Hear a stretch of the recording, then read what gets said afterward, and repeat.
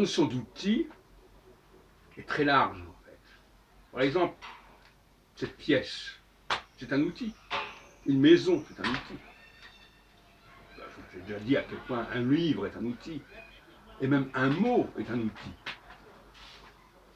Et donc, par conséquent, dès qu'on a affaire à des choses de ce genre, une maison, une pièce, un mot, un langage, on est déjà dans un rapport avec l'outil. Et l'outil est aliénant. Tout outil est aliénant. Par ailleurs, la création,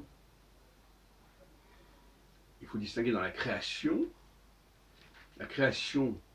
par exemple, quelqu'un qui fait une musique, comme moi, par exemple, je joue, au moment où cette musique n'est pas enregistrée, n'est pas transcrite, c'est une création qui va se perpétuer. Mais ce n'est pas le même genre de création que l'acte lui-même de la création. Donc il y a je crée, et puis il y a ma création. Et ma création, c'est un objet. Et c'est intéressant parce que, quand on lit dans la Genèse que Dieu est à la fois masculin et féminin, c'est un peu ça. Il est le créateur, mais il a aussi une création qui va durer au-delà de son acte de création.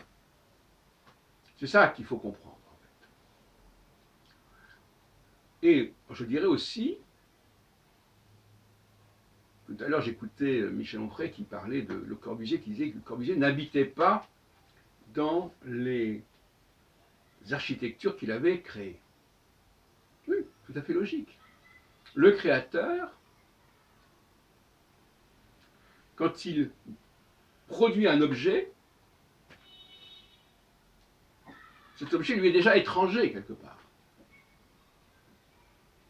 C'est un objet pour les autres, pour ceux qui ne sont pas créateurs, pour les consommateurs. Et par conséquent, il y a un paradoxe du créateur, c'est que le créateur crée quelque chose dont il n'a pas l'intention de se servir lui-même, mais qui est fait pour ceux qui sont en bas, en dessous. Un romancier peut écrire un livre qu'à la limite, il n'a pas l'intention de lire, ou lui-même, il ne lit pas de livre. Un compositeur peut faire une musique, il n'a pas forcément envie d'écouter de la musique. Pourquoi? Parce que quand je fais de la musique, je n'écoute pas de la musique. Évidemment, je l'écoute d'une certaine manière, mais je ne suis pas en train d'écouter une musique qui est là. Cette musique est en train de se faire sous mes yeux, avec mes doigts.